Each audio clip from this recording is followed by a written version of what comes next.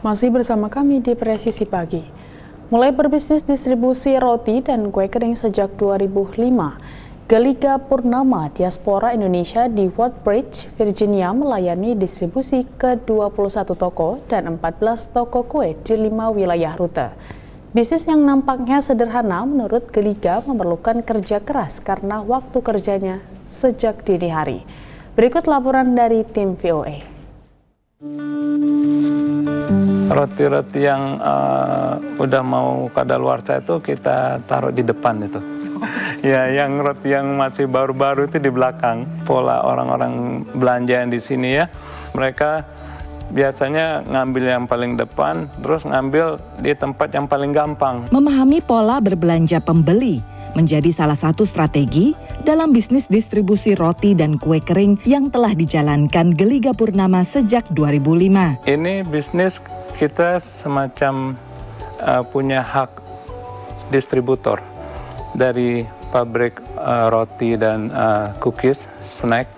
Jadi kita mendistribusi produk mereka, menjual produk mereka ke toko-toko yang memang sudah menjadi hak distribusi kita di wilayah-wilayah tertentu. Awalnya Diaspora Indonesia di Woodbridge, Virginia ini hanya punya satu rute distribusi dengan 6 toko yang dibelinya dari perusahaan pabrik roti. Dalam 5 tahun terakhir, bisnisnya berkembang menjadi 5 rute di negara bagian Virginia dan Maryland, tak jauh dari Washington DC. Seperti misalnya waktu satu rute saya beli itu di tahun 2005 tuh harganya cuma 150.000 pada saat itu. 10 tahun kemudian itu nilainya udah 550.000. Kalau sekarang itu satu rute itu sekitar antara 600.000 sampai 700.000 itu. Dan ini bisnis seperti kita investasi juga. Di samping kita memang setiap minggu kita mendapatkan penghasilan, kita juga itu nilai dari rute kita itu akan semakin bertambah karena setiap tahun itu penjualan kita kan akan terus meningkat. Bersama 4 karyawannya, Gelika melayani distribusi ke 21 toko roti dan 14 toko kue kering. Sebagai pemilik bisnis, ia tetap turun ke lapangan karena kelancaran distribusi setiap rute akan berpengaruh pada besarnya pendapatan. Pembagian keuntungannya secara komisi dari hasil penjualan kita. Komisi itu 20% ya, 20% untuk pihak distributor dan 80% itu untuk pihak pabrik. Per rute itu rata-rata itu sekitar 16.000 satu minggu. $16.000 ya satu minggu.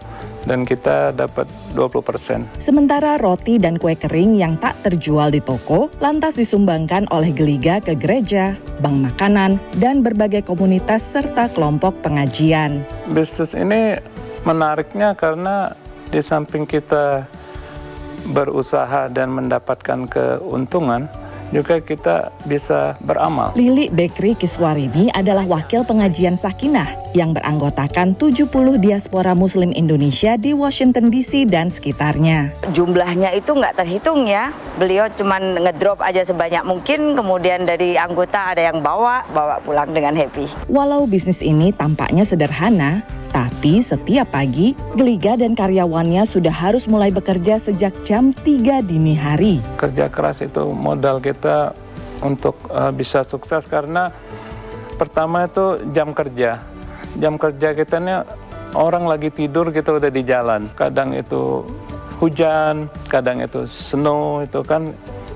Dan kita tetap harus mendelivery semua produk kita. Namun Abdain Wicaksono, diaspora Indonesia yang sudah 3 tahun bekerja untuk perusahaan Gelika, suka pekerjaan ini. Alhamdulillah, ya jadi bosnya Gelika kayak family lah istilah juga ya, jadi semuanya baik lancar aja gitu. Ya senang aja gitu dengan kerjaannya. Saat ini ada sekitar 50 jenis roti dan 60 jenis kue kering yang didistribusikan oleh perusahaan Gelika. Dari Chantilly, Virginia, Aryatno Budianto, Dania Iman, Nia Iman Santoso, VOA.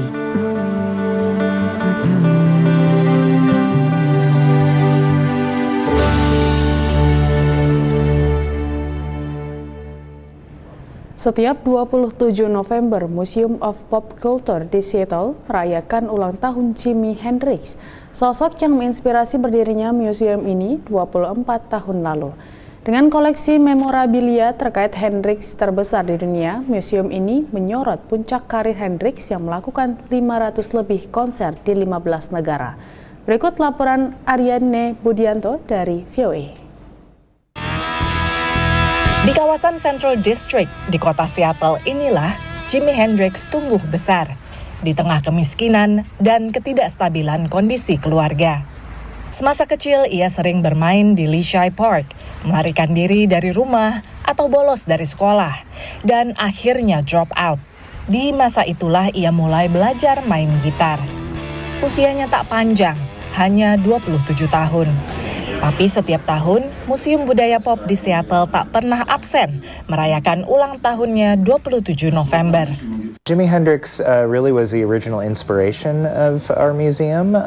We have the largest Hendrix collection in the world, over 6,000 objects related to Jimi Hendrix. And from the content of the museum to even the shape and colors that you find in the museum, really trying to accentuate Jimi Hendrix's life, legacy, career, and his creativity. We have over 100 pages of handwritten lyrics from Jimi Hendrix, and almost all of them are on hotel or airline stationery, so you really get the sense that he is creating wherever he goes. Lewat aneka aktivitas, fans dan pengunjung dari berbagai belahan dunia dan antar generasi merayakan peran Hendrix di dunia musik. He was one of my inspirations to play the guitar when I was younger. He played the guitar with a lot of passion, especially I was really interested in his live shows because I think he just shared a lot of emotion in his performances. I think we've all, being in America, have obviously been influenced by Jimi Hendrix. The soul from the guitar and letting the music and the guitar sing for him is awesome, and I think a great basis for R&B and hip hop and rap today. Walau aksi panggungnya berapi-api, menurut Taj Mahal, musisi blues yang sering manggung bersamanya, Hendrix sebetulnya agak pemalu. He was very, very quiet, very gentle. But once he got the guitar, it was a whole other person. And I don't think we'll have another one like that, ever. He's one. It was like guitar before Jimmy, guitar after Jimmy. Pameran Jimi Hendrix ke-7 di Museum Pop Culture Seattle yang merayakan ulang tahun ke-82 ini memusatkan pada puncak karir turnya, di mana Hendrix manggung di 500 lebih konser di 15 negara. Di usia ke-27 hidup Hendrix berakhir tragis, dan hingga kini fans masih terbelah atas pro dan kontra hak warisnya. Tapi setidaknya di museum ini, pengunjung bisa menikmati besarnya peran Hendrix di dunia musik, terlepas dari kontroversi yang membayangi kehidupan pribadinya. Dari Seattle, Washington, VOA. Museum Gubuk Wayang bersama Sanggar Lee Ongsi menggelar acara silaturahmi budaya mempersatukan bangsa. Informasi selengkapnya usai jeda.